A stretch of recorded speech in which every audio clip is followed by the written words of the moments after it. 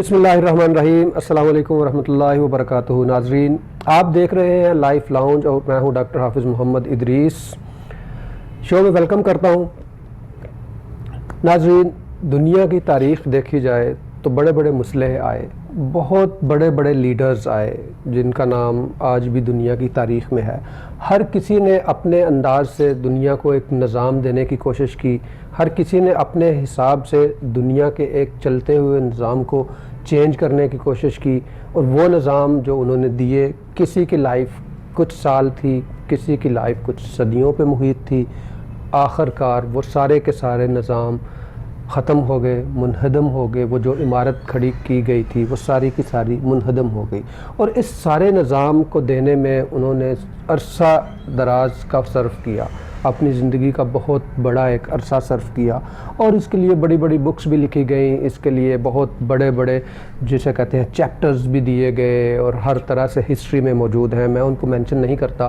لیکن آج ہم بات کریں گے کہ ایک خطبے میں دنیا کو وہ چارٹر دیا گیا کہ اس چارٹر نے آج تک سائنس ترقی کرنے کے باوجود بھی، جب اس خطبے کی بات آتی ہے، جب آج کی ایڈوانس ورلڈ یا ڈیموکریٹک ورلڈ ہیومن رائٹس کی بات کرتی ہے، جانوروں کے حقوق کی بات کرتی ہے، جب عورتوں اور مردوں کے حقوق کی بات ہوتی ہے، آج کا معاشرہ جو کہ ایک آزاد معاشرہ ہے، اس میں جب وہ بات کرتے ہیں تو وہ بھی اس ایک خطبے کے سامنے ہاتھ باندھے کھڑے ہیں کہ جو ڈائریکشنز اور جو روشنی اس خطبے سے ملتی ہے، اس چارٹر کا موازنہ کرنا بھی کسی کے لیے شاید ممکن ہی نہیں ہے۔ موازنہ کرنا تو دور کی بات، اگر سوچا بھی جائے کہ وہاں تک کوئی اور معاشرتی مصلح یا کوئی ایسا بندہ جس نے کچھ ایسا دیا ہو اس انسانی تاریخ کو یا ہیومینٹی کو، وہ اس چارٹر کو اور اس چیپٹر کو سوچا بھی جا سکے کہ اس کو اس لیول پہ لایا جا سکے، تو ایسا ممکن نہیں ہے۔ میری مراد خطبہ حجۃ الوداع سے ہے، جو آقا کریم صلی اللہ علیہ وسلم نے ارشاد فرمایا، اور کیوں نہ ہو وہ ایسا کہ وہ ما ینطق عن الہوا کی شان ان کے پاس ہے، اور لقد کان لکم فی رسول اللہ اسوۃ حسنہ کی مسند پہ تشریف فرما ہے۔ آج ہم کوشش کریں گے کہ ہم خطبہ حجۃ الوداع پہ بات کریں، اس کی کیا اہمیت تھی، اور ساتھ ہی ہم اس پہ بھی بات کریں گے کہ اس دفعہ جو حج کرنے کے لیے منتخب کیے گئے اللہ رب العزت کی طرف سے، وہ خوش نصیب لوگ اس دفعہ اللہ رب العزت نے چاہا تو حج اکبر کی سعادت نصیب ہوگی ان کو۔ دیکھیں گے آج اس پہ بھی بات کریں گے کہ حج اکبر کیا ہے، حج اکبر کس کو کہتے ہیں، اور حج اصغر کیا ہے، اور اس کی فضیلت کیا ہے، اس پہ بھی بات کریں گے۔ اور ساتھ ہی ساتھ آج ہم بات کریں گے ہائپر ٹینشن پہ، ہائی بلڈ پریشر پہ۔ آج ہم کوشش کریں گے کہ یہ میتھ جو ہے، یہ جو غلط العام ہو گیا ہوا ہے کہ کوئی جب کہتا ہے کہ اس کو بلڈ پریشر ہے تو اس کا کیا مطلب ہے۔ بلڈ پریشر ہر کسی کو ہوتا ہے۔ اس پہ بات کرنے کے لیے کہ بلڈ پریشر کیا ہے، کس چیز کو ہم بلڈ پریشر کہتے ہیں، یہ زیادہ ڈینجرس ہے یا کم ہو جانا ڈینجرس ہے، اور اگر کسی کو ہو جاتا ہے تو اس کو ٹریٹ کیسے کیا جائے گا، اور اگر کسی کو نہیں ہے یا کسی کی فیملی ہسٹری یا باقی کے فیکٹرز جو ہم ڈسکس کریں گے ان کے بیس پہ اس کو ہونے کے چانسز ہیں، تو کون سے ایسے عوامل ہیں جن کو ہم اپنی ڈیلی لائف روٹین کی زندگی میں شامل کریں گے تو ان ہائی بلڈ پریشر سے ہم بچ سکتے ہیں۔ اور ساتھ ہی ساتھ ہم سکن سے متعلق، جیسا کہ آپ کو پتہ ہے، ہم بات کرتے ہیں۔ آج جو کویسچن آیا ہے وہ تھا ناخن چبانا، جس کو ڈرمیٹوفیجیا ہم اپنی لینگویج میں کہتے ہیں، اس پہ بھی بات کریں گے۔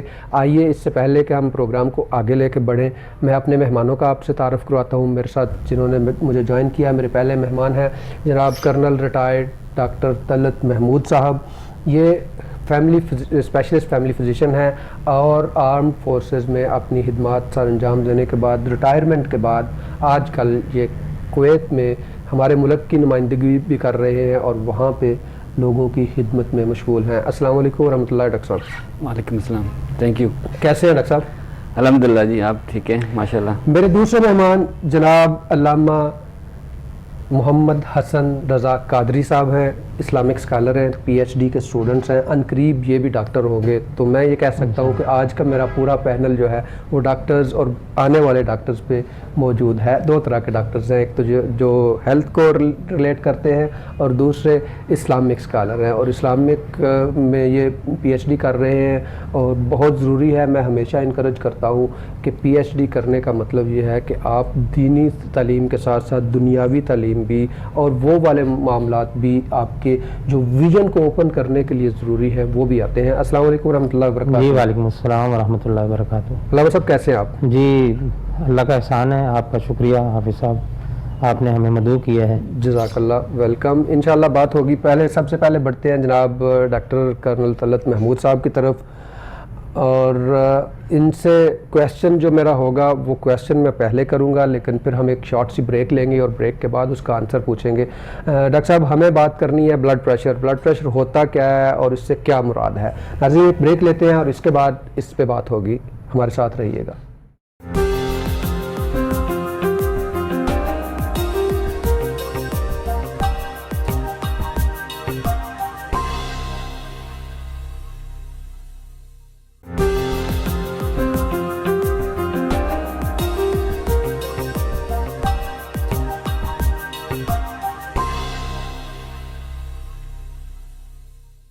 ویلکم بیک ناظرین, آپ دیکھ رہے ہیں لائف لاؤنج, اور آپ لائیو کالز کر کے ہمارے ساتھ اس ڈسکشن کا حصہ بن سکتے ہیں, اپنے کویسچنز لے کے آ سکتے ہیں, اور اس کے ساتھ ساتھ آپ ہمیں واٹس ایپ کر کے بھی اپنے کویسچنز دے سکتے ہیں. تو اب ہم بڑھتے ہیں doctor colonel retired Talat Mahmood صاحب کی طرف, اور بات کر رہے تھے کہ بلڈ پریشر پہ. جی شکریہ. سب سے پہلے تو آپ نے جیسے بتایا کہ شروع میں انٹروڈکشن میں کہ بلڈ پریشر جو ہے ایک غلط العام کے طور پہ استعمال ہو رہا ہے. بلڈ پریشر تو ہر جو زندہ انسان ہے اس کے اندر جو ہماری زندگی کو رواں دواں رکھے ہوئے ہے جی, وہ بیسیکلی تو بلڈ پریشر ہے. اگر بلڈ پریشر نہیں ہوگا تو خون کی جو رفتار ہے وہ ہمارے جسم کے باقی حصوں کو خون نہیں پہنچا سکے گی. صحیح. اور یہ جو خون پہنچنا بہت ضروری ہے, کیونکہ جتنے بھی ہمارے وائٹلز آرگنز ہیں, جیسے ہمارا دماغ ہے, ہمارا دل ہے, ہمارا باقی جو سکن کی چیزیں ہیں, ہمارے گردے ہیں, تو ان کو تک اگر یہ بلڈ پریشر نہیں ہوگا تو ان میں بلڈ نہیں پہنچ سکے گا. ٹھیک. تو غلطی ہم یہ کرتے ہیں کہ جب بھی کسی کو ڈیفائن کرتے ہیں کہ جس کو بلڈ پریشر ہے, تو ہمیں یہ نہیں کہنا چاہیے کہ بلڈ پریشر ہے. بلڈ پریشر تو سب میں ہی ہے, کسی کا بلڈ پریشر ہائی ہو سکتا ہے, لو ہو سکتا ہے. ٹھیک. جو بلڈ پریشر جو اس کو نقصان دیتا ہے, جس کو یا زیادہ لوگوں میں جو نقصان کی وجہ بنتی ہے وہ ہائی بلڈ پریشر ہوتا ہے. صحیح. اور کچھ لوگوں میں لو بلڈ پریشر بھی ہو جاتا ہے, اس سے بھی ایک نقصان آپ کو ہو سکتا ہے. دنیا میں ابھی تک جو ہے بلڈ پریشر کی جو صحیح وجہ ہے اس پہ ابھی بھی تحقیق جاری ہے. تو ابھی تک پتہ نہیں لگ سکا کہ اس کی اصل وجہ کیا ہے, اس کے کیا عوامل ہیں. تو اس کے اوپر بھی ہم آگے چل کے تھوڑا بات کریں گے. یہ بتا دیجئے کہ روٹین میں جب ہم بلڈ پریشر چیک کرتے ہیں تو کتنا بلڈ پریشر نارمل ہوتا ہے, اوپر والا جس کو سسٹولک کہا جاتا ہے اور ڈائسٹولک نیچے والا؟ جیسے کہ میں نے ابھی آپ کو بتایا کہ ہر انسان کے اندر بلڈ پریشر ہے. جی. تو اس کی ہم نے پھر ڈیفائن کیا ہے کہ کوئی ہائی بلڈ پریشر کون سا ہے, لو کون سا ہے. تو اس کی جب بھی ہم نے ڈیفائن کرنی ہوتی ہے کوئی چیز انسان کے جسم کے اندر, تو ہم ایک ایوریج لیتے ہیں. ٹھیک ہے. کہ کس ایوریج کے بلڈ پریشر کو ہم ہائی یا لو یا نارمل کہیں اس کو. تو بہت ساری اسٹڈیز چلتی رہیں, تو اس کے اینڈ کے اندر جو دنیا کے اندر جتنی میں بھی سائنٹیفک باڈیز ہیں ان کا ایک کامن جو ڈیسیژن ہے وہ یہ ہے کہ ایک جو اوپر والا بلڈ پریشر جس کو ہم سسٹولک بلڈ پریشر کہتے ہیں سائنٹیفک لینگویج میں, وہ 120, اور نیچے والا 80, جس کو ہم ڈائسٹولک بلڈ پریشر بھی کہتے ہیں. تو یہ ایک آئیڈیل بلڈ پریشر ہے جس کے اندر ڈیویشن ہو سکتی ہے. یہ 20 اوپر بھی جا سکتا ہے, 140 تک بھی جا سکتا ہے, 100 تک بھی آ سکتا ہے. اسی طرح جو ڈائسٹولک ہے وہ اگر 80 ہے تو وہ 90 تک بھی جا سکتا ہے, 60 تک بھی آ سکتا ہے. تو یہ ایک تو یہ جتنا بھی جو رینج ہے بلڈ پریشر کی آن دی ایوریج اگر کہا جائے تو 120/180 جو ہے وہ اس کو ہم نارمل بلڈ پریشر کہیں جو ہے وہ گے، آئیڈیل جو اس کو کہیں گے کتنا ہونا چاہیے. اس پہ ہم آگے بھی بات کریں گے. اب ہم آتے ہیں علامہ محمد حسن رضا قادری صاحب کی طرف.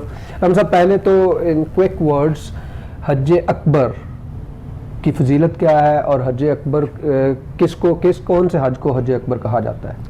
بسم اللہ الرحمن الرحیم.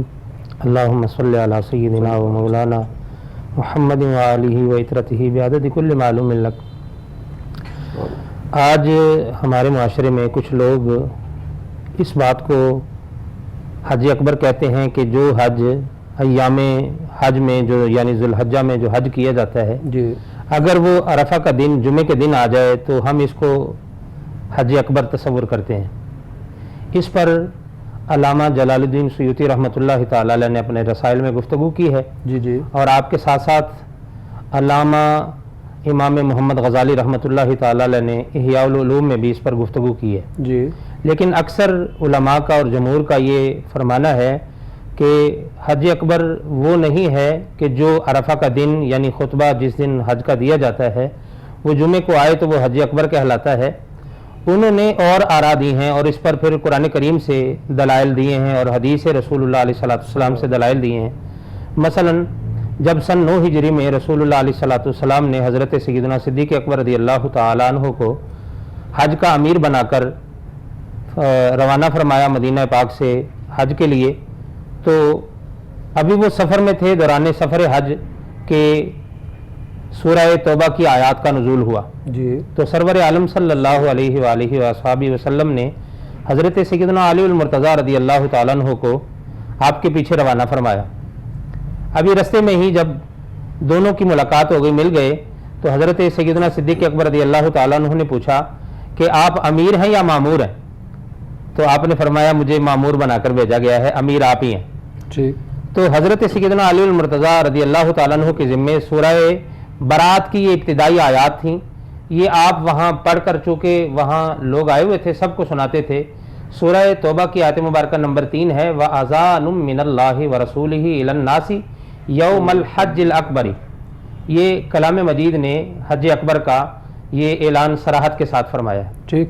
اب اس پر حضرت سیدنا ابو ہریرہ رضی اللہ تعالیٰ عنہ کی حدیث پاک ہے جس کو امام نووی نے جو شارح صحیح مسلم ہیں انہوں نے ذکر کیا ہے کہ حضرت سیدنا ابو ہریرہ رضی اللہ تعالیٰ عنہ خود فرماتے ہیں کہ مجھے حضرت سیدنا صدیق اکبر رضی اللہ تعالیٰ عنہ نے بھیجا کہ میں حج کے دوران یعنی جو دن آتا ہے یوم النحر کا، قربانی کا، میں لوگوں میں یہ اعلان کروں اور لوگوں کو بتاؤں اور لوگوں کو اس بات کی آگاہی دوں کہ آئندہ سال کیا ہوگا، اللہ نے کیا حکم فرمایا ہے، سرور عالم صلی اللہ علیہ وسلم نے کیا کہا. اس کے ساتھ ساتھ حضرت سیدنا عبداللہ ابن مسعود رضی اللہ تعالیٰ عنہ کی ایک حدیث ہے کہ جس میں یہ الفاظ ہیں کہ امرتم باقامت اربعین، تمہیں حکم دیا ہے 4 چیزوں کی اقامت کا. جی. ان میں ایک ہے اقیم الصلاۃ، نماز قائم کرو. دوسرا ہے ایتاء الزکاۃ، زکوٰۃ دو. تیسرا ہے اقیم الحج اور چوتھا ہے صوم رمضان. ان 4 کے بعد حضرت سیدنا عبداللہ ابن مسعود فرماتے ہیں والحج حج الاکبری والعمرۃ حج الاصغری. حج یہ حج اکبر کہلاتا ہے اور عمرہ حج اصغر کہلاتا ہے. اسی طرح نبی کریم رؤوف الرحیم صلی اللہ علیہ وآلہ وصحبہ وسلم سے خود حضرت سیدنا علی المرتضیٰ رضی اللہ تعالیٰ عنہ نے پوچھا یوم عرفہ کے دن کے بارے میں کہ یا رسول اللہ صلی اللہ علیہ وسلم یہ دن کون سا دن ہے؟ تو کریم نبی صلی اللہ علیہ وسلم نے فرمایا یہ حج کا. عرض کی حضور حج اکبر؟ فرمایا ہاں ہوا یوم عرفہ، یہی جو عرفہ کا دن ہے اس کو حج اکبر کہا جاتا ہے. بعض روایات ایسی بھی ہیں مطلب اس میں حضرت سیدنا عبداللہ ابن عباس رضی اللہ تعالیٰ عنہ سے بھی ہے کہ رسول اللہ علیہ السلام نے عرفہ کے دن کو بھی حج اکبر کہا. ایک روایت میں آتا ہے کہ قربانی کا دن جس کو یوم النحر کہتے ہیں اس کو بھی حج اکبر کہا. بلکہ حضرت سفیان ثوری اور مجاہد کا یہ قول نقل کیا گیا ہے جس کو علامہ امام فخر الدین رازی رحمۃ اللہ تعالی علیہ نے تفسیر کبیر میں اسی تلاوت کردہ آیت مبارکہ کے زیر اثر ذکر کیا ہے. وہ فرماتے ہیں کہ حج کے جتنے ایام ہیں جی. ان سب کو حج اکبر کہا جاتا ہے. تو یہ वाज़े फ़र्क, बल्कि जो राय मुझे पसंद आई और जिसको अल्लामा इब्न आबिदीन शामी रहमतुल्लाह ताला अलैह ने जिक्र किया है, बड़ा जी ठंडा हुआ। जी। वो उम्मत भी सुनकर उससे वो फरमाते हैं कि लोगों, हज अकबर वो हज है जिसमें रसूलुल्लाह अलैहिस्सलातु वस्सलाम बनफ़्स नफीस खुद शरीक हो, बेशक वो हज अकबर है। तो आप आज फी ज़माना हज अकबर क्या है? हज अकबर चाहे वो जुमे वाले दिन अरफा के मैदान में हाजिरी हो और 2 खुतबे हों, या उसके अलावा जब भी इन मखसूस अय्याम में यानी ज़िलहिज्जा के अय्याम में मखसूस अंदाज के अंदर हाजी हज करने जाएंगे तो वो हज अकबर कहलाएगा। और इनके अलावा जब भी कोई उम्रा करने वाले अल्लाह के घर का तवाफ़ करेंगे, वहाँ साई करेंगे, वहाँ और अरकान अदा करेंगे तो उसको हज असगर कहा जाएगा। ये तालीमात इस्लाम में से है और रसूलुल्लाह अलैहिस्सलातु वस्सलाम की मुबारक तालीमात में से हैं। फिर इस पर गुफ्तगू की है अल्लामा शहाबुद्दीन अबुल फज़ल महमूद आलूसी बगदादी रहमतुल्लाह ताला अलैह ने तफसीर रूहुल मानी में भी इस आयत के यानी सूरह बरात की, सूरह तौबा की आयत मुबारक नंबर 3 के तहत जी। और अल्लामा काजी सनाउल्लाह पानीपती रहमतुल्लाह ताला अलैह ने तफसीर मज़हरी में भी इसके तहत ये गुफ्तगू की है। और अल्लामा इमाम फ़खरुद्दीन राज़ी रहमतुल्लाह ताला अलैह ने तफसीर कबीर में ये जो गुफ्तगू की है वो मैं पहले अर्ज़ कर चुका हूँ। तो लुब्बे लुबाब ये है कि हज जो भी होगा वो हज अकबर ही कहलाएगा। अगर वो जुमे वाले दिन आ जाए तो वो सोने पर सुहागा है, अगर वो जुमे वाले दिन नहीं भी होता, खुतबा हज यानी अरफा का वो मुबारक दिन, तब भी हज अकबर ही है। और हज के अलावा जो लोग वहाँ तवाफ़ के लिए हरमैन तय्यबैन में जाते हैं हाजिरी के लिए उम्रा की नीयत से, वो हज जो है वो हज असगर कहलाएगा। जी माशाल्लाह, बड़े अच्छे अंदाज से आपने सारी बात को एक्सप्लेन किया है। अब आते हैं डॉक्टर साहब की तरफ। और डॉक्टर साहब ये बताइएगा कि ब्लड प्रेशर की, जैसे कि प्राइमरी हाइपरटेंशन जिसको हम कहते हैं, उसकी रीज़न्स आम तौर पे नहीं पता होता, लेकिन कुछ रिस्क फैक्टर्स होते हैं। वो कौन कौन से रिस्क फैक्टर्स हैं, वो कौन कौन सी वजूहात हैं जिनकी वजह से ब्लड प्रेशर के हाई होने के चांसेस बढ़ जाते हैं? बिल्कुल, इसमें इस तरह है कि आम फहम के लिए जो अगर हम बात करें तो इसमें जो भी हमारे जिस्म के अंदर डिज़ीज़ जन्म लेती है तो उसके अंदर 2 मेजर फैक्टर्स उसको मैं डिवाइड करता हूँ। ठीक है। एक वो है जो कि आपके जीन्स के अंदर, फैमिली के अंदर, उसको ऐसे समझ लें कि अगर आपके बहन भाई में है, आपके वालिदैन में है, आपकी फैमिली में ऑलरेडी चल रही है, तो ज़्यादा चांस है कि आप भी ज़्यादा एट रिस्क होंगे कि वो उस डिज़ीज़ को डेवलप करने की। ठीक है। दूसरी चीज़ ये है कि जो दूसरी मेन कैटेगरी है वो है इन्वायरमेंटल फैक्टर्स जो हैं। जी। इन्वायरमेंटल फैक्टर में क्या है कि आपका लाइफस्टाइल कैसा है, आपकी डाइट कैसी है, फिर आप जो recommended life ways of life हैं वो उनको आप उसके ऊपर कितना अमल करते हैं। जी। मिसाल के तौर पे कौन कौन से ऐसे हैं, डाइट में क्या होना चाहिए और क्या नहीं होना चाहिए? देखिए, जो सबसे बड़ी वजह है डाइट की, जो इसमें आजकल हमारे यहाँ भरमार है ऐसे ड्रिंक्स की, ऐसे फूड की जिसके अंदर इस तरह के नामुनासिब किस्म की केमिकल्स हैं जो कि हमारी रिक्वायरमेंट से ज़्यादा हैं। सही। और शायद रिक्वायरमेंट भी नहीं है वो जो उसके अंदर वो चीज़ें होती हैं। सबसे जो बड़ी चीज़ है इसके अंदर वो सोडियम क्लोराइड, जिसको हम आम फहम में नमक कहते हैं। तो नमक की मिकदार जो है उसमें अगर आप ज़्यादा नमक खा रहे हैं तो इस चीज़ के ज़्यादा चांसेस हैं कि आपको over a period of time आपको हाई ब्लड प्रेशर की जो मर्ज़ है वो लाहक हो जाएगा। ठीक। तो जब आपको समझ आए कि आप ज़्यादा नमक खा रहे हैं तो इसका इलाज भी इसी में है। तो इसको मतलब आम फहम में है कि आप अगर ज़्यादा नमक खा रहे हैं या नमक वाली मिक्स वाली चीज़ें ज़्यादा खा रहे हैं या आप अपने जो खाना बनाते हैं उसके अंदर ज़्यादा नमक डाल रहे हैं, तो उसको आप कम करेंगे। तो अब ये एक डाइट की मॉडिफिकेशन जिसको लाइफस्टाइल मॉडिफिकेशन जो कि एनवायरमेंटल फैक्टर के अंदर आता है, ठीक है, उसको अगर आप कम करेंगे तो आप ब्लड प्रेशर को कंट्रोल कर सकते हैं, जो कि इसकी एक बहुत बड़ी वजह भी है। ठीक है, ठीक है। इस पे हम मज़ीद भी बात करेंगे ब्रेक के बाद। नाज़रीन, एक ब्रेक लेते हैं और बाद आपसे ब्लड प्रेशर के मुतालिक और जो हमारी मेन बात होनी है खुतबा हुज्जतुल विदा पे, उस पे बात होगी। हमारे साथ रहिएगा।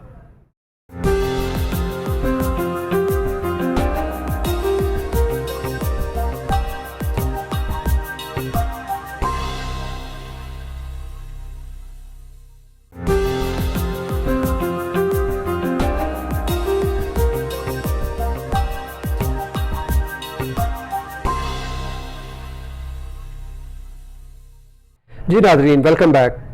تو بات ہو رہی تھی آج اسکن کا جو ہمارا ٹاپک ہے وہ تھوڑا سا پیچھے رہ گیا. پچھلے پروگرام میں ایک واٹس ایپ سے کویشچن آیا تھا کہ کچھ لوگ ہاتھوں کی انگلیوں کو, ناخن کو اور ان کے ارد گرد کی جو گوشت ہے اس کو چباتے ہیں, کھاتے بھی ہیں, یا پھر ویسے ہی کاٹ کے پھینک دیتے ہیں. تو یہ کس طرح سے اس کا علاج کیا جا سکتا ہے؟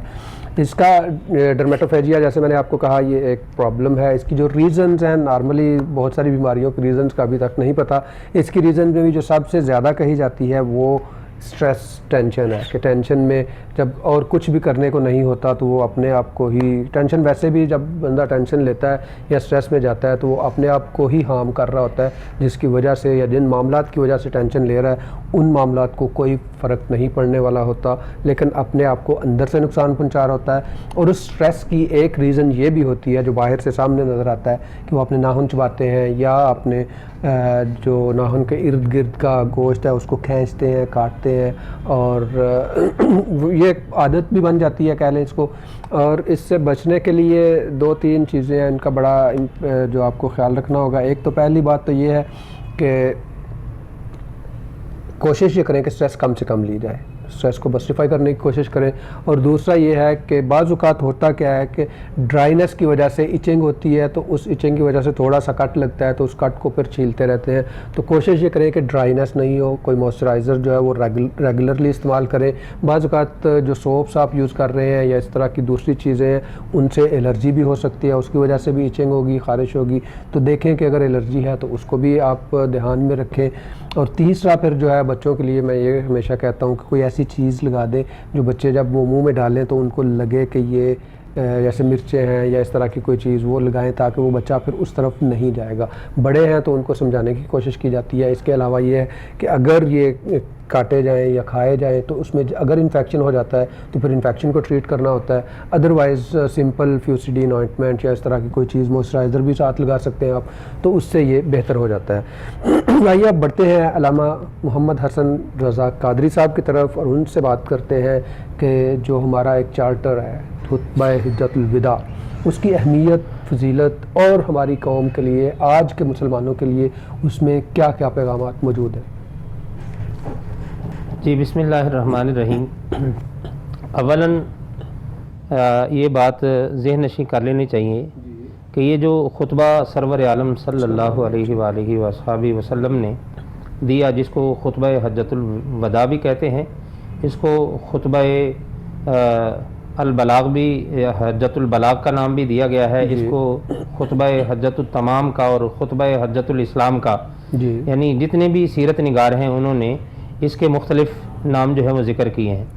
اب اس میں آپ اس کی اہمیت کا اندازہ اس بات سے لگا سکتے ہیں کہ اس کے مقابل میں جتنے بھی آج دنیا میں قوانین ہیں, چارٹر جن کو لوگ مانتے ہیں, مثلا رومن لا ہے ایک عمومی, اس کو آپ اور اس کی جتنی مطلب نکات ہیں آپ اس کو اور سرور عالم صلی اللہ علیہ وسلم کے خطبہ حجۃ الوداع کو جب سامنے رکھیں اور اس کا موازنہ کریں آپس میں, پھر اس کی اہمیت کا اور اس کی قدر کا اندازہ ہوگا کہ نبی کریم رؤوف الرحیم صلی اللہ علیہ وسلم نے جو خطبہ ارشاد فرمایا ہے اور جو قانون اور دستور پورے عالم کو, عالمگیریت جس میں ہے, اس میں کتنا وسعت رسول اللہ علیہ الصلوۃ والسلام نے دی, حقوق کی پاسداری کا کتنا خیال رکھا ہے. میں یہاں ایک آپ کی اجازت سے رومن لا میں مثلا خواتین کا جو حق ہے وہ وراثت میں محکوم ہیں مردوں کے اپنی پیدائش سے لے کر اختتامی عمر تک, یہ رومن لا کے اندر آج بھی موجود ہے. جبکہ اسلام نے اور رسول اللہ علیہ الصلوۃ والسلام نے جو حق دیا ہے وہ حق اتنا بڑا ہے کہ نبی کریم صلی اللہ علیہ وسلم کا ارشاد گرامی ہے, لا وصیت لوارث, وارث کے لیے وصیت کی بھی ضرورت نہیں رہی. صحیح. اب سرور عالم صلی اللہ علیہ وسلم نے جو دستور دیا ہے اس میں جہاں مردوں کا حق ہے وراثت میں, وہاں خواتین کا بھی پورا حق ہے, اور ان کو آزادانہ حقوق اسی طرح میسر ہیں اسلام میں اور فطرت میں, اور اسی دستور کے مطابق جو سرور عالم صلی اللہ علیہ وسلم نے پورے عالم کو دیا ہے, جس میں ایھا الناس ہیں, ایھا المؤمنون تو ہیں ہی ہیں, اس میں ایھا الناس ہیں, یہ ساری انسانیت کے لیے تھا. تو سرور عالم صلی اللہ علیہ وسلم نے اس میں جو حق دیا ہے وہ حق خصوصی طور پر خواتین کے حقوق کا، اور سرور عالم صلی اللہ علیہ وسلم کے یہ مبارک کلمات اور الفاظ ہیں، وَاسْتَوْصَوْا بِهِنَّ بھی ہیں، وَاسْتَوْصَوْا بِالنِّسَاءِ خَيْرًا بھی ہیں، کہ خواتین کے بارے میں تمہیں خیر کی اور بھلائی کی وصیت کرتا ہوں، بے شک یعنی ان کے حقوق کا خیال کرنا ہے، ان کے حقوق کو پامال نہیں کرنا۔ اب جہاں خواتین کو حقوق دیے وہاں مردوں کو بھی حق دیے۔ صحیح۔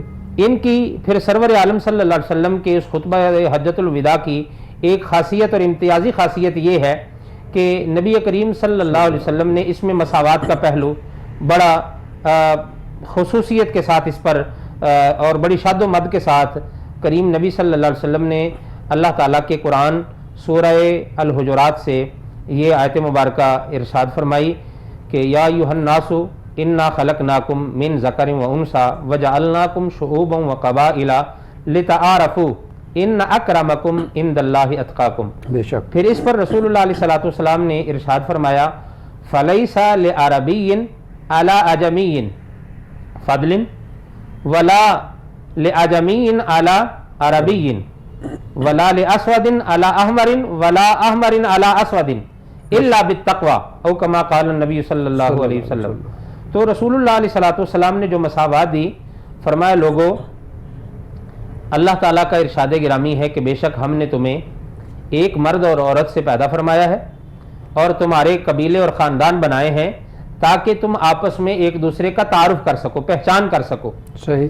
رہا معیار فضیلت کیا ہے، اس پر رسول اللہ علیہ الصلوۃ والسلام نے اللہ کا ارشاد گرامی پہلے اپنی امت کو پڑھ کر سنایا کہ ان اکرمکم عند اللہ اتقاکم، بے شک اللہ کے ہاں معزز وہی ہوگا جو پرہیزگاری میں سب سے زیادہ اوپر ہوگا، سب سے زیادہ بہتر ہوگا۔ بالکل۔ اور رسول اللہ علیہ الصلوۃ والسلام نے رنگ، نسل، قومیت کا اور تفاخر کا بالکل کما فرما دیا۔ بے شک۔ فرمایا کسی عربی کو کسی اجمی پر، یعنی عربی اپنے آپ کو سمجھتے تھے ہم اہل زبان ہیں، ہم زبان والے ہیں، صحیح۔ اور باقی لوگوں کو وہ گنگے سمجھتے تھے۔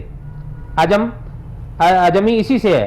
صحیح۔ تو وہ نبی کریم رؤوف الرحیم صلی اللہ علیہ وسلم نے یہ اپنی مبارک تعلیمات میں اصول دے دیا کہ کوئی اہل زبان کسی غیر زبان والے کو گونگا تصور نہ کرے، اور اپنے آپ کو اس معیار پر لا کر جو اللہ نے اس کو بائی برتھ دے دیا، پیدائشی طور پر جو اعزاز اس کو دے دیا کہ عربی اس کو بنا دیا، تو عربی شخص کسی اجمی پر بطور عربی اپنے آپ کو فضیلت والا نہیں ٹھہرا سکتا۔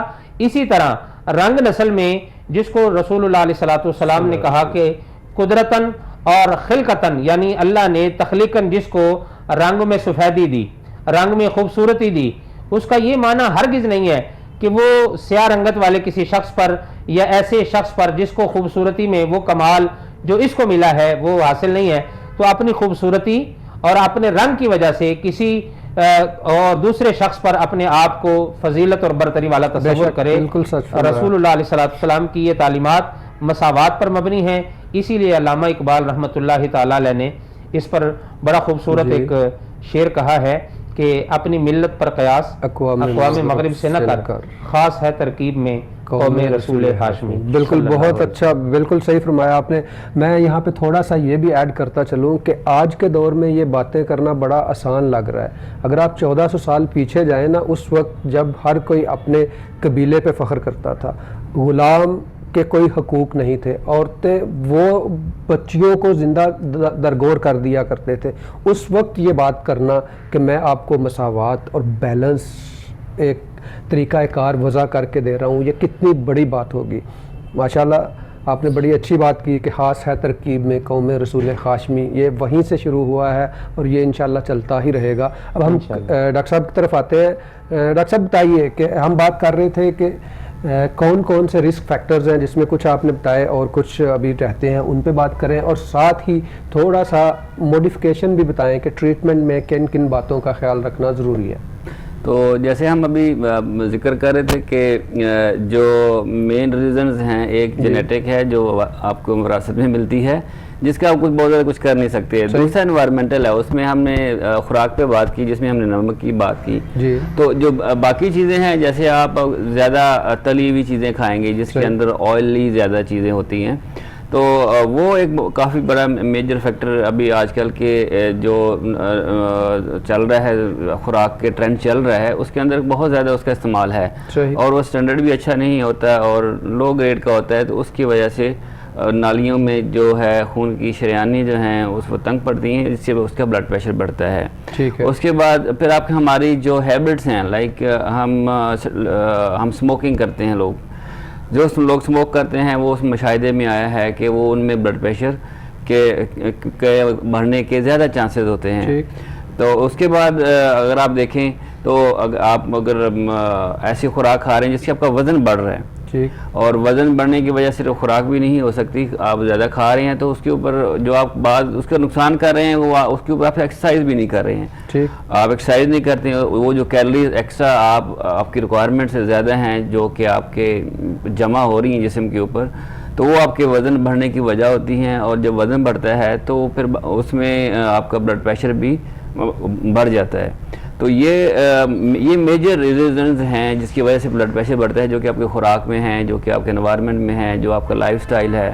اس کے بعد پھر آپ جو آپ کا کام کرتے ہیں اس کے جو اس کے آکوپیشنل ہیزرڈز جو ہیں، آکوپیشن ریلیٹڈ ہیزرڈز بھی ہیں، لائک آپ ہائی ٹینس انوائرمنٹ میں کام کر رہے ہیں، پھر آپ کی جو ریلیکس کرنے کی جو ٹائمنگز ہیں وہ بیزار ہیں، کبھی آپ کر رہے ہیں کبھی نہیں کر رہے ہیں، تو یہ سارے فیکٹرز جو ہیں آپ اس کی طرف آپ کو دکھیلتے ہیں کہ آپ کا بلڈ پریشر ہائی ہو جائے، اور اس کو جو بلڈ پریشر ہائی جو بھی وجہ ہیں ان کو اگر ہم نے کم کرنا ہے تو ہمیں خود سے اندازہ ہو جاتا ہے کہ جو وجہ ہمیں اس طرف دکھیلتی ہیں اسی کو ہم نے کم کرنا ہے۔ تو اگر ہم نے ہم نے خود انالائز کرنا ہے، کسی کو بلڈ پریشر ہو جاتا ہے ہمارے چاہنے والوں میں، ہمارے ارد گرد لوگوں میں، تو ہمیں دیکھنا چاہیے کہ اس کی خوراک میں ایسی چیز تو نہیں ہے جو اس کو بلڈ پریشر پہ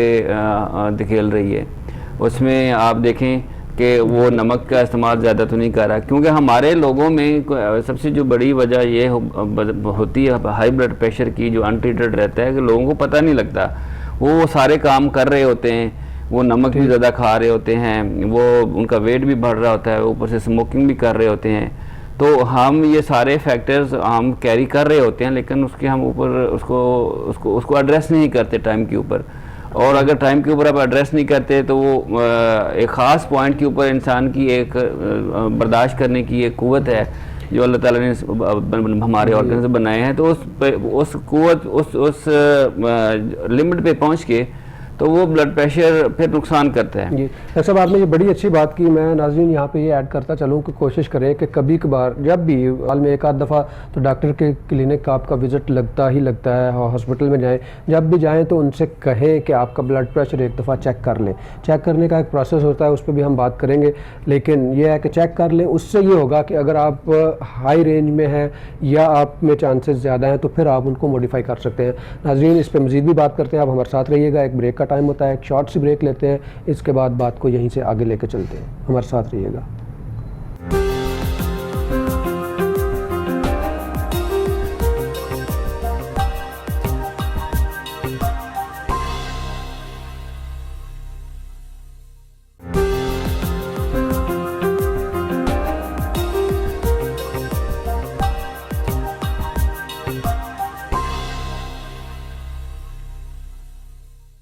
ویلکم بیک ناظرین۔ تو ناظرین اب ہمارا یہ آخری سیگمنٹ میں ہے، اور اس میں میں چاہوں گا کہ ہم آج کی گفتگو کا لب لباب بھی لے کے آئیں۔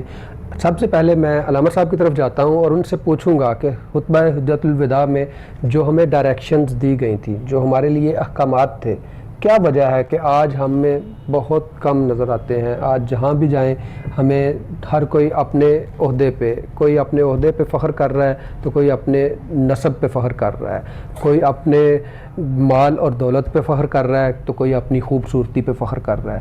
ہر طرح سے کسی نہ کسی طرح سے فخر کر رہے ہیں، اور جو اصل معیار تھا فخر کا یا بہتری کا، اکرمکم کا جو تھا کہ آپ کو جس پہ اکرام ملنا چاہیے، اس طرف کوئی نہیں سوچتا۔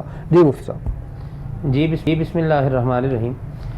فقہ اسلامی کے جو خاصیات ہیں یا امتیازات ہیں، ان میں سے ایک ہے اخلاق اور قانون. ٹھیک.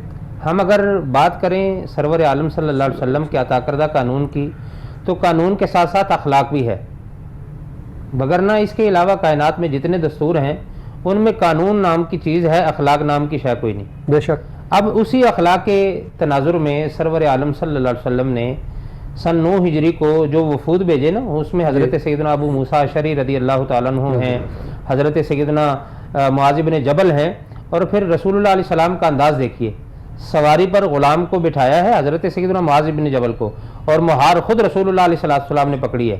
اور پھر ایک روایت میں ہے کہ دونوں کو سرکار نے فرمایا یسرا ولا تؤثرا، ہے جی، بشرا ولا تنفرا. بے شک. یہ جو اصول ہے نا آسانی والا، یہ آج اگر امت اپنے اندر پیدا کر لے رسول اللہ علیہ السلام کے عطا کردہ اس دستور سے تو بہت ساری مشکلیں آسان ہو سکتی ہیں.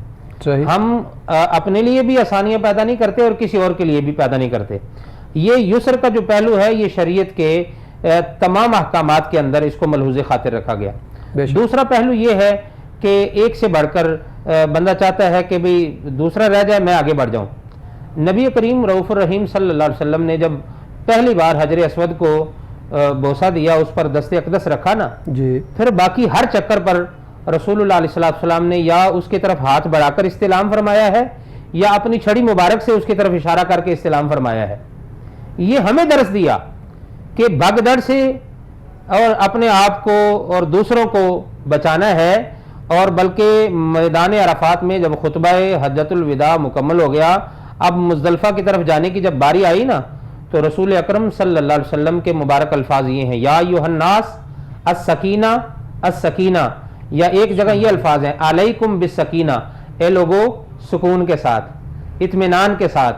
یہی پہلو آج دیکھیں مسجد میں اگر ایک شخص نماز پڑھنے جاتا ہے باجماعت، وہ دیکھتا ہے جماعت کھڑی ہے تو وہ جلدی جلدی وضو کرتا ہے، پھر بھاگ کر جا کر نماز میں. شریعت اس کو کہتی ہے کسی جلدی کی ضرورت نہیں ہے، آپ آرام سے تسلی سے اپنا وضو کریں، آرام سے تسلی سے بغیر کسی بھگدڑ کے اور بغیر کسی اپنے آپ کو مشکل میں ڈالے آپ آرام سے تشریف لے آئیں. اور آپ جماعت کے جس حصے میں ابھی آ کر شامل ہوں گے، آپ کو جماعت کے اول سے آخر تک ساری جماعت کا جو ہے وہ اس نظام میں ثواب بھی ہے، فائدہ بھی ہے، اور وہ ساری جماعت آپ کو میسر ہے. تو میں سمجھتا ہوں آج کے اس معاشرے میں اگر ہم اپنے لیے بھی اور رسول اللہ علیہ السلام کی دوسری امت کے افراد کے لیے، بلکہ یہاں میں اضافہ کر دوں اللہ تعالیٰ کا حدیث قدسی میں ہے الخلق عیال اللہ، مخلوق جتنی ہے سب اللہ کا کنبہ ہے. بے شک. اگر ہم اللہ کے کنبے سے کچھ آسانی والا پہلو رکھیں گے، ان کے لیے آسانیاں پیدا کریں گے تو یقیناً ہمارے لیے آسانیاں ہوں گی. اور دوسرا پہلو کیا ہے کہ جتنے بھی ارکان ہیں، افعال ہیں، اعمال ہیں، ان میں اپنے آپ کو بھی کسی زحمت سے، مشقت سے، مشکل سے بچانا ہے، اور لوگوں کے لیے بھی آسانیاں پیدا کرنی ہے، انہیں مشکلات سے بچانا ہے، بھگدڑ سے بچانا ہے. بہت سارے ہمارے سامنے شواہد ہیں کہ بھگدڑ کی وجہ سے بہت ساری جانی نقصانات بھی ہمارے سامنے آئے ہیں. تو رسول اللہ علیہ السلام کی مبارک تعلیمات میں سے ایک تو یسر کا پہلو ہمارے پیش نظر رہنا چاہیے، اور دوسرا سکینہ اور اطمینان والا کہ رسول اللہ علیہ السلام نے جو فرمایا کہ چونکہ اب کافی دیر کے لوگ ٹھہرے ہوئے ہیں، خطبہ ہو گیا ہے، اب مزدلفہ میں رات بتانے کے لیے، گزارنے کے لیے جانا ہے، تو وہاں پر بھی رسول اللہ علیہ السلام کا آگاہ کر کے ایھا الناس لوگوں خیال کرنا سکون سے، اطمینان سے. اللہ تعالی ہمیں سرور عالم صلی اللہ علیہ وسلم کی ان تعلیمات کے مطابق اپنی زندگی کو گزارنا نصیب فرمائے. جی ماشاءاللہ، بڑی اچھی بات کی آپ نے. یہی آج ہمارے معاشرے میں کم ہے کہ ہمیں نہ خود سے صبر کرنے کی عادت ہے، نہ کیو میں جانے کی عادت ہے. وہی چیزیں جو معاشرے کو بہتر بناتی ہیں. آج سے 1400 سال پہلے آقا کریم صلی اللہ علیہ وسلم نے فصاحت کے ساتھ ہمیں سمجھا دی تھی. شاید ہم لوگ ہی پیچھے کی طرف جا رہے ہیں کہ ان کی طرف دیکھتے بھی نہیں ہیں. ابھی ہم جاتے ہیں بلڈ پریشر والوں کی طرف اور پوچھتے ہیں ڈاکٹر صاحب سے کہ ڈاکٹر صاحب بلڈ پریشر کی کیا کیا کمپلیکیشنز کیا کیا ہیں اور اس کی ٹریٹمنٹ کیا ہے، کیا کیا یہ پرابلمز کر سکتا ہے اگر بلڈ پریشر ہو تو؟ جیسے کہ ہم اگر دیکھیں سارا بلڈ پریشر کو ہم جو آج ڈسکس کر رہے ہیں تو اس کا مقصد یہ ہے کہ ہمیں ہم اس کیوں علاج کوئی کرانا چاہے گا؟ ہم اس لیے اعلان کرانا چاہیں گے کہ اس کی کوئی کمپلیکیشنز ہوتی ہیں، تو جو تاکہ ہم اس کمپلیکیشن سے، اس کا جو ایم ہے اس ٹریٹمنٹ کا یہ ہوتا ہے کہ آپ اس کی کمپلیکیشن سے بچ سکیں، اور ہمارے جو لوگ ہیں تو وہ انسان جو ہے کہ ہیلدی لائف کو انجوائے کرے اور وہ کنٹریبیوٹ کرے معاشرے کے اندر. تو وہ سارے کو بچانے کے لیے کچھ کمپلیکیشنز ڈیولپ ہو جاتی ہیں جس کی وجہ سے ہم علاج کی طرف جاتے ہیں. تو جو میجر کمپلیکیشنز اس میں آتی ہیں اس میں یہ ہے کہ یہ کیونکہ بلڈ فشار خون یا جو ہائی بلڈ پریشر ہے، جتنے بھی ہمارے آرگنز ہیں ان کو اگر ضرورت سے زیادہ پریشر کے ساتھ آپ اس کو بلڈ سپلائی کریں گے تو اس میں اس کا اپنی کیپیسٹی سے زیادہ اگر آپ کریں گے تو وہ وہاں پہ کمپلیکیشنز ہوں گی. لائک اگر آپ اوپر سے شروع کرتے ہیں جسم سے، تو برین میں اگر آپ ضرورت سے زیادہ بلڈ پریشر کے ساتھ جائے گا، خون پریشر کے ساتھ، تو وہ وہاں پہ آپ کو بلیڈنگ ہو سکتی ہے. ابھی جب بلیڈنگ ہوگی تو جو عام زبان میں ہم کہتے ہیں کہ جس کو سٹروک آ گیا ہے، تو اس میں سب سے جو بڑی وجہ وہ یہی ہوتی ہے کہ وہ خون کی جو پریشر ہے وہ ان شریانوں کے اندر زیادہ ہوتا ہے، جس کی وجہ سے وہ اس کی شریانیں پھٹتی ہیں، اور اس سے ہوتا ہے کیا ہے کہ جی آپ فالج ہو جاتا ہے. فالج ہوتا ہے تو آپ بستر پہ چلے جاتے ہیں جس کو لمبا ٹائم لگتا ہے ریکوری کے لیے. نیچے آئیں تو آنکھوں میں چلے جاتے ہیں، آنکھوں کے اندر بلیڈنگ ہو جاتی ہے، آپ کو اندھا پن کا شکار ہو سکتے ہیں، اس کے اندر آپ کی بنائی جا سکتی ہے، اور اس کے ڈفرینٹ کمپلیکیشن ہو سکتی ہیں، ہارٹ کے ہو سکتے ہیں، پھر کڈنی میں ہے، جگر میں چلے جا سکتے ہیں. تو ٹریٹمنٹ کے لیے جگہ سب سے جو ضروری چیز ہے، میں کہتا ہوں ٹریٹمنٹ کی، آپ ٹریٹمنٹ تو تب کریں گے نا جب آپ کو پتہ ہوگا کہ آپ کا بلڈ پریشر زیادہ ہے. تو میں اس پروگرام کے تھرو ایک میسیج یہ دینا چاہوں گا کہ جب بھی اب ہم سارے اس معاشرے میں جو رہ رہے ہیں تو ہر کوئی ابھی اپنے برتھ ڈے مناتا ہے. تو میں سب کو اپنے پیشنٹس کو بھی بتاتا ہوں کہ آپ یاد رکھیں کہ جب بھی آپ کی برتھ ڈے آئے نا، کم از کم سال میں آپ کو پتہ ہوتا ہے، ہر کوئی گفٹ دے رہا ہوتا ہے آپ کو، بینک والے بھی میسیج بھیج رہے ہوتے ہیں، تو آپ کو یاد ہوتا ہے کہ جی آپ کی آج بلڈ پریشر. تو اس دن on the day of your birthday آپ لازمی جائیں اور اپنا چیک اپ کرائیں. وہ سب سے وہ جو ہے وہ ایک سب سے جو بڑا تحفہ ہے آپ کے لیے نا، سب سے جو بڑا تحفہ ہے آپ کے لیے زندگی کا، وہ آپ کو یہ ہے کہ آپ اس دن چیک کرائیں. وہ سب سے بڑا تحفہ ہے اس دن کی. چیک کرائیں اور اپنا خوراک کا خیال رکھیں، اور کوئی خوراک سے اسے نہیں کر سکتا تو پھر ڈاکٹرز کے پاس جائیں اور پھر دوائیاں کھائیں. اس کی بالکل بڑی اچھی بات کی آپ نے. ناظرین، دونوں کو اگر ہم مکس کریں تو بلڈ پریشر میں بھی بیلنس اور مساوات والی بات ہے کہ نہ آپ نے اوپر جانا ہے نہ نیچے جانا ہے. اور خطبہ حجت الوداع میں بھی جو سب سے زیادہ زور دیا گیا ہے وہ مساوات اور سکون پہ ہے، جیسا کہ علامہ صاحب نے بڑے اچھے انداز میں فرمایا کہ آقا کریم صلی اللہ علیہ وسلم نے سکون کے لیے کتنا کہا.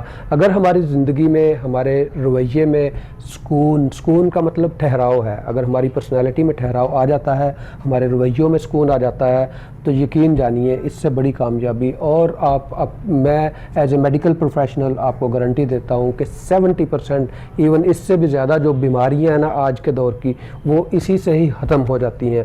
تو ان باتوں کی طرف توجہ دیجیے گا، ضرور دیجیے گا، اور اس طرح سے بھی دیجیے گا کہ یہ آقا کریم صلی اللہ علیہ وسلم کا حکم ہے، آپ صلی اللہ علیہ وسلم کے فرامین ہے، اور آپ کا دیا ہوا ایک چارٹر ہے جس کو ہمیں ہر حال میں فالو کرنا ہے. میں اپنے دونوں مہمانوں جناب colonel retired doctor Talat Mahmood صاحب اور جناب علامہ محمد حسن رضا قادری صاحب کا شکریہ ادا کرتا ہوں کہ آپ تشریف لائے. Thank you very much. ناظرین، اسی بات کے ساتھ اجازت دیجیے گا کہ ان ایام درود و سلام کی، اور چونکہ حضرت ابراہیم علیہ السلام کی سنت ہے اپنے بچوں کے لیے، اور بچے جو ہے اپنے والدین کے لیے زیادہ سے زیادہ دعائیں کریں. والدین کے لیے دعا کرنا بھی اصل میں اپنے لیے ہی فائدے کی بات ہوتی ہے. مجھے اجازت دیجیے. اللہ حافظ. السلام علیکم ورحمۃ اللہ وبرکاتہ.